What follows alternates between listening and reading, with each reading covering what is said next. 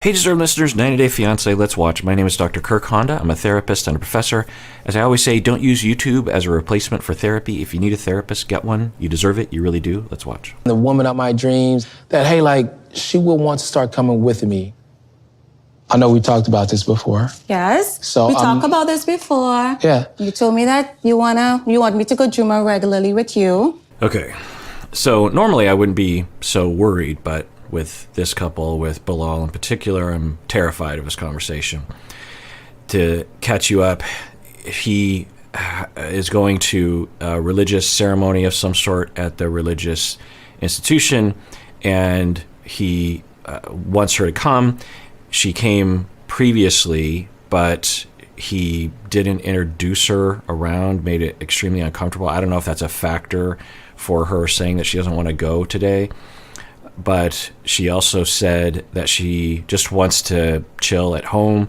I think she wants to gather her thoughts about what happened last night, because he was saying that he didn't necessarily want to have kids. And by the way, I had it wrong in previous reaction videos. It happens sometimes, of course. I don't pick up on every detail, or I don't know, I just get confused. And I thought that he wanted to have kids, and that was clear. But the conflict is that she definitely wants to have kids, and he's been giving her the impression, I think, that he also really wants to have kids. But now that she's in the States, he's being wishy-washy around even answering a question, and that's really concerning for her. So I don't know if that's a factor, but she says that she wants to think about that. And I was also wondering if, given her personality, I think she's on the passive side of things. You know, it's similar with Eve and Muhammad, that it's easy to look at Muhammad and Bilal and point out they're part of the problem. It's easy to see. Their problem is there. It is obvious and clear and triggering to a lot of people, but passivity is also a problem. It's less of a problem, but passivity is part of the reason why the problem exists. Because if she or Eve were to stand up and say, no, either this or hit the bricks, then things would either change, or you would get some clarification around what the other person actually wants or not, for going both directions, right? Because if you come across as very passive, then to the Bilals and the Muhammads of the world, and maybe even people that are less bulldozy, they aren't given the opportunity to even know what you want. And there are a lot of passive people in the world, dependent people, passive-aggressive, personality disordered people, who have a lot of wants and needs, but never directly indicate them to the other person, but expect the other person to know, and will get rageful on the inside when they're not heard, but they're not actually saying anything. And we heard from Shaeeda and from Eve in the one-on-one interviews more closer to what they feel and think, but when we see them in front of their partner, we don't see anything close to that level of communication. So now, I'm not saying it's their fault, because I'd at least give 60-70% fault to the Muhammads and the Bilals of the world, but they are part of the problem. And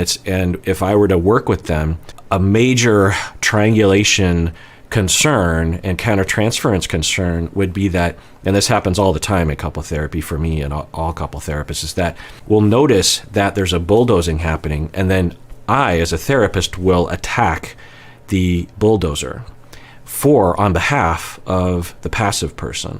But that doesn't do anyone any good. In fact, a lot of times the passive person will actually step in and say, stop, hey, Kirk, therapist, stop doing that to my husband. And then the passive people get their voice heard because they're projecting that inside of the therapist, and the therapist is actually saying it to the bulldozer. But then the passive person gets to be the good guy in this scenario and win favor of their partner, like, look, I'm on your side. But all that's happening is that you as the therapist, or you as the triangulated third, if you're a friend or a viewer of this TV show, you want to attack the Bilals and the Muhammads because the passive people are injecting inside of us unconsciously their voice.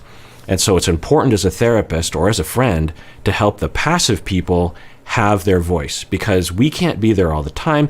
Plus, the Bilals and the Muhammads of the world aren't going to respond to me because they're not with me, they're with them. And so the them people have to be the one voicing their needs and their wants. so that the Bilals and the Muhammad will say, oh, you do want that. How come you never said anything? And part of the benefit to that is the Bilals and the Muhammads, this is what I do to sell it to them, is instead of getting someone who's complying but secretly hating it, you actually get a partner that you have to occasionally adjust for. So I understand how it feels good to always get your way, but the other person never feels, you're not really close to that person. And you want closeness. And that's why you're doing all this stuff, is you want someone to love you, I assume.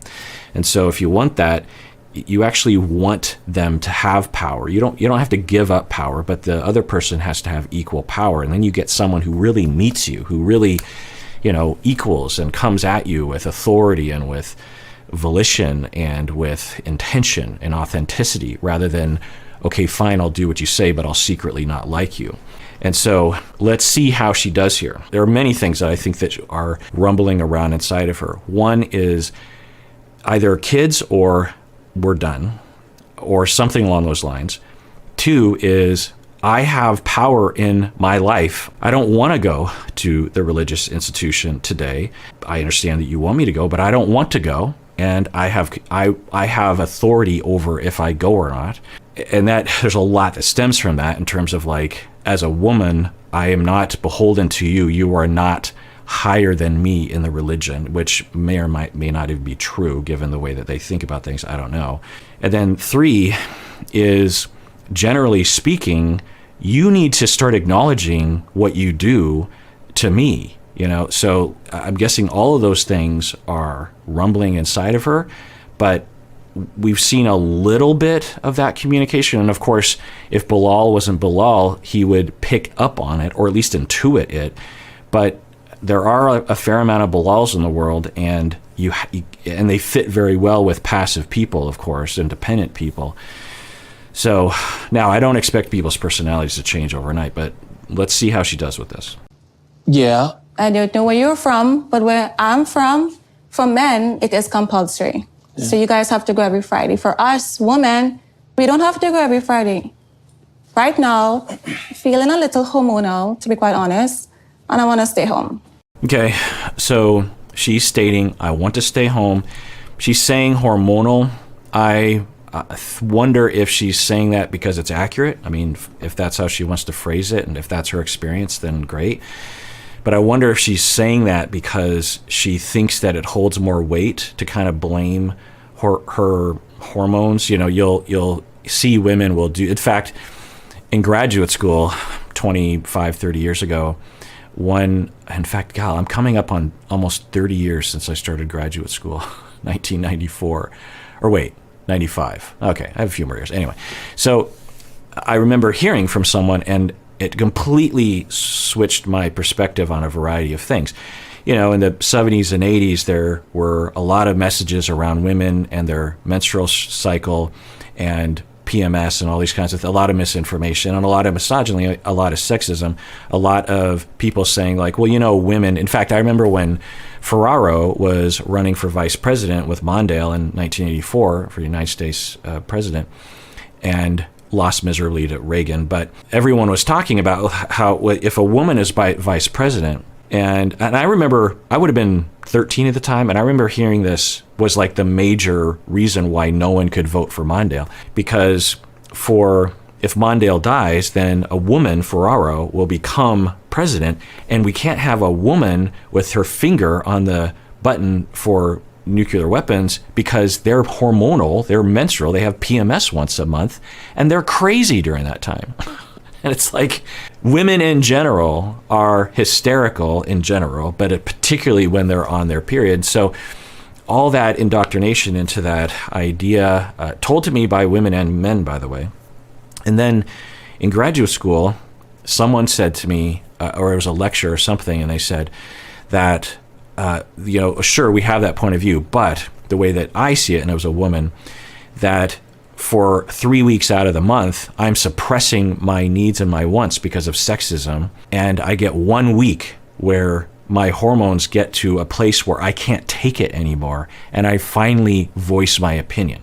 So stop seeing that 1 week as the anomaly. That's the honest truth. That's me striking back at the injustice and speaking my mind. It's the other 3 weeks that I'm trying to please everyone, including you. And I was like, oh. Now, of course, we can't say that in general. There's a whole topic of hormonal cycles for people of all genders and the effect it has on our mental health and our moods and emotional regulation and, of course, our physiology. There's a lot to say there. But the general statement of just like everyone. Now, so I just wonder if for her, she's saying, look, I'm hormonal because she wants to stay home. So she brings up 2 points. One is that in her home country, the women don't have to do this particular event. And I'm sure he's going to say, but we're in America now, so you have to do it. I'm just going to guess he's going to say that. I don't know. And the other thing she says is, I'm hormonal. And if I were her therapist, I would say, fine, if that's how you phrase it, great. But how about you just say, I don't want to? And I want you all to practice this in your life. You don't have to make excuses for why you want something. And we all do this, but some people do it a lot, particularly passive and dependent people and people with low self-esteem, people with attachment insecurity. They will try to bring in all sorts of arguments as to why they deserve something or why they want something. And even to yourself, people will say, I want to have spaghetti and meatballs tonight. I don't know why I think I'm craving spaghetti and meatballs, but they will say, well, I deserve it or something. And it's just like, how about you just say, that's what I want? And end of story. I don't need an excuse to get what I want. For her, she doesn't need a reason. She could just say, I don't want to go. End of story. Someone invites you to a party and you don't feel like going. Just say, you know what? I love you. You're a really good friend. Thanks for inviting me. Continue to invite me, but I don't want to go. Full stop. You don't have to say, I'm sick, or I have something else to do. Just say, I don't really feel like it. And it's so liberating. 1, 2, you deserve that. 3, when other people hear that, because I do that to people. And so when they hear me say something, they believe me. How often have you invited someone to something and they say that they can't make it because of some dubious excuse? It might be true, but it might not be true. Imagine if that person was honest with you and said, I don't want to go just because I don't feel like it. The next time they say they can't come because they're sick, you will believe them, right? Because they're capable of being honest and standing on their own 2 feet. So that, not necessarily I would say that to everyone, but I would particularly say that to her because I think that their relationship dynamic needs to change. That includes her just saying, I want X, and him respecting that, him needing to deal with that. Because if you bring up these different factors, he could argue against it. He could say, well, we're in the States now, so that negates that first argument. And 2, hormonal, does God, or I don't know what he'll frame, care about your hormone? Like, we got to go. The other thing I wonder about with him is to what extent his rigidity is. So let's see what he says here. In Trinidad, women, we have our ways where we don't have to attend Juma every Friday. Menstruation, sometimes kids, breastfeeding. We have our reasons. And besides all that, the last time... So you hear that, and I don't know about Trinidad in terms of gender politics and sexism, but she's like, there's all sorts of reasons why women don't have to go. Menstruation, breastfeeding, and it's like, how about they just don't want to? Is that okay? That people just do things because they don't want to? I don't know. I just wish that, because it's not like certain things like you need to help someone who's fallen, someone falls down and they've spilled their groceries. You should help, right? That's it's a moral obligation to some extent, or at the very least not stand in their way, or, there's a right and a wrong to that. But when it comes to these kinds of things, I'm just like, this is just a voluntary thing. You should be able to do it the way you want to. But, I don't think very many people agree with me on that one. I attended Juma with Bilal. We had a huge fight. And I spent the whole time there feeling very upset and uncomfortable. So I'm not really looking forward to going back. I'm not going to force you. Right. So that's another factor that she's not saying to him. She's saying to the one-on-one interview. She's not telling him. So how is he supposed to know that and react to it if she doesn't say anything? A couple weeks ago, she did the slap thing. I did a whole reaction to that. She apologized, which was awful to watch. And then, I proposed that she should apologize, kind of, especially when he said, don't put hands on. And she did, I think, a couple more times. I'm just like, Shaeeda, I get it. There's nothing terribly wrong with what you're doing, but you're not helping. I mean, he just told you don't do that, and you kept doing it. Like, read the room.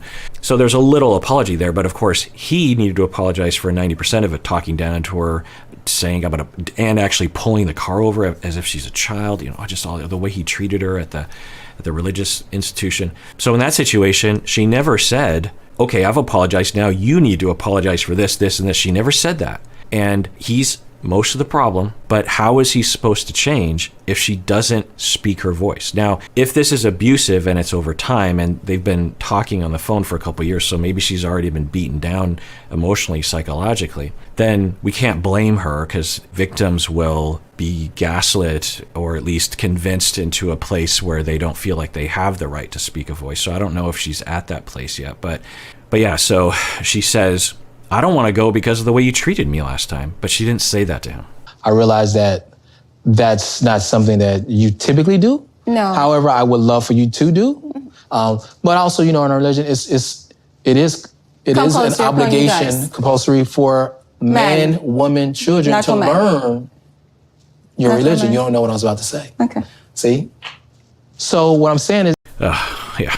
So he starts off, I don't know if I showed this, but he's like, look, I'm not going to force you to go, or I don't want to force you to go. And then he proceeds to bulldoze. Yeah.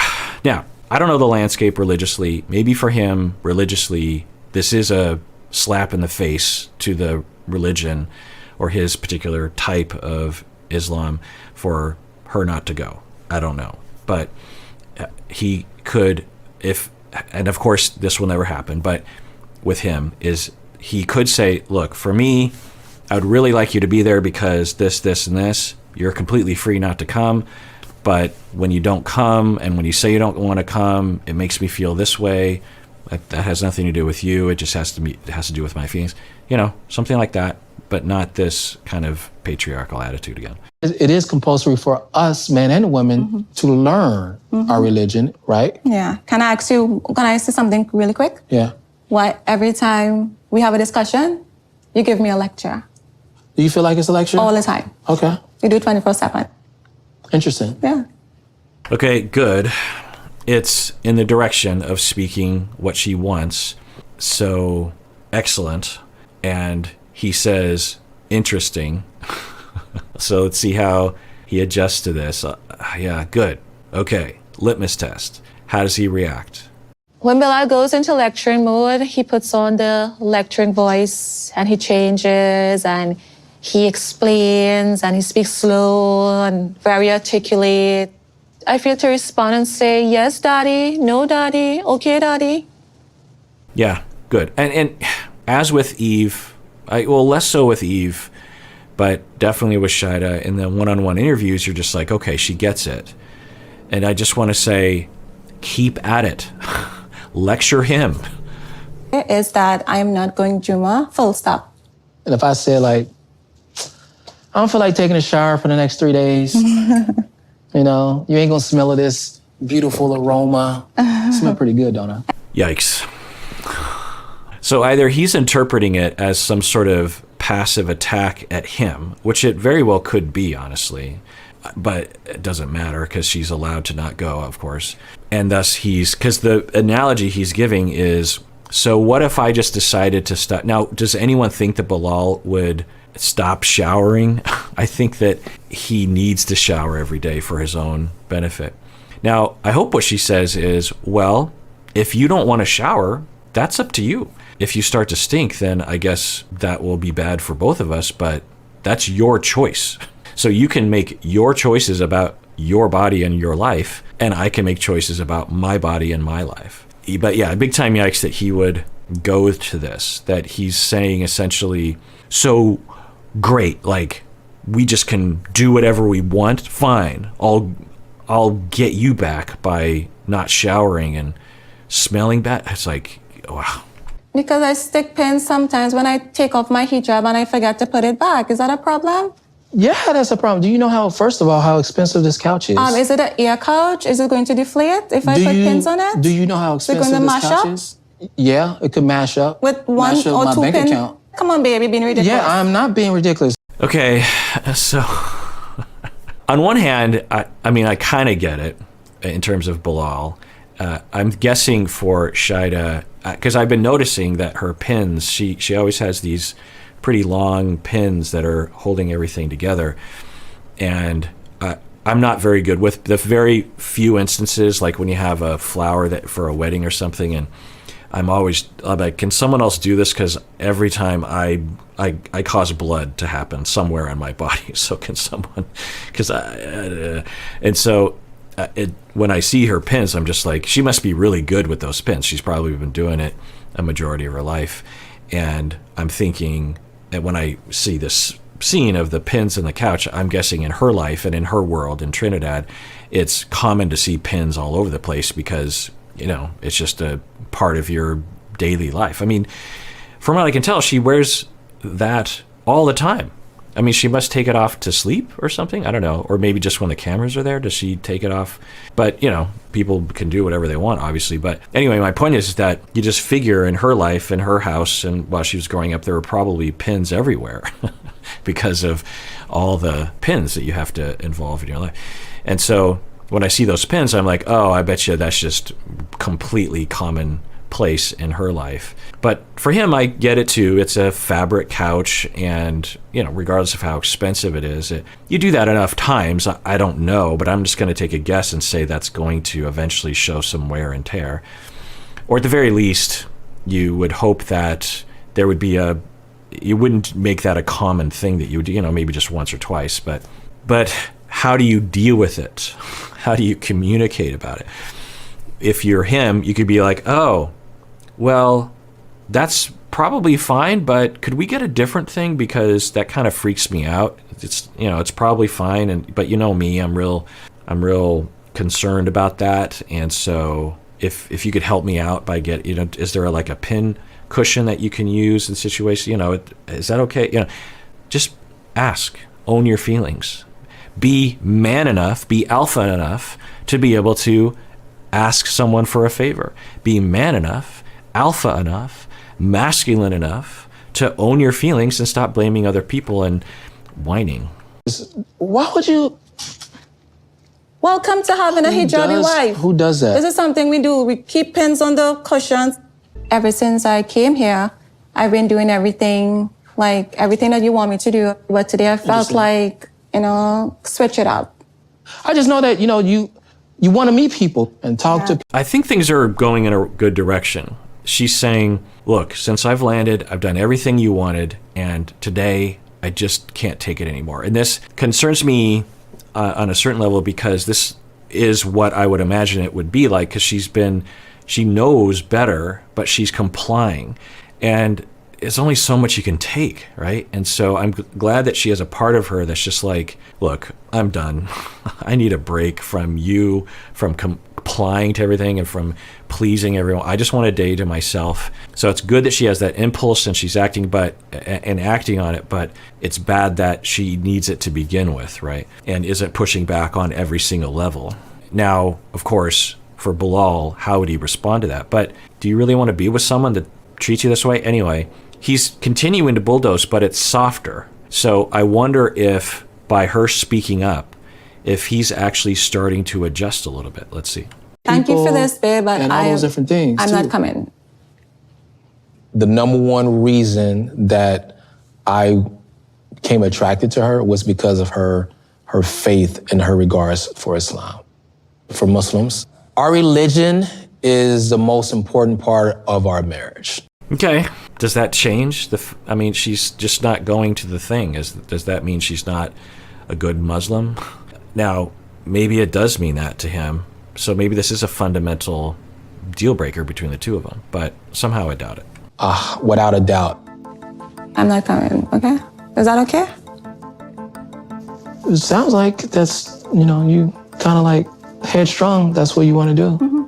Yeah, I think it's heading in the right direction. It's still in a bad zone, calling her headstrong. It's something you call a child, a teenager, or a sexist way of describing women. It's like when men assert themselves, they're assertive, they're alpha, they're being manly. When women assert themselves, they're headstrong, they're bossy, this kind of stuff. It's like she just doesn't want to go, and you're bulldozing, and she's holding to her right to say she doesn't. Is that okay that she does what she wants to and doesn't do what she doesn't want to do, that's headstrong. That's just rational adult behavior, right? There's a saying that family that prays together stays together.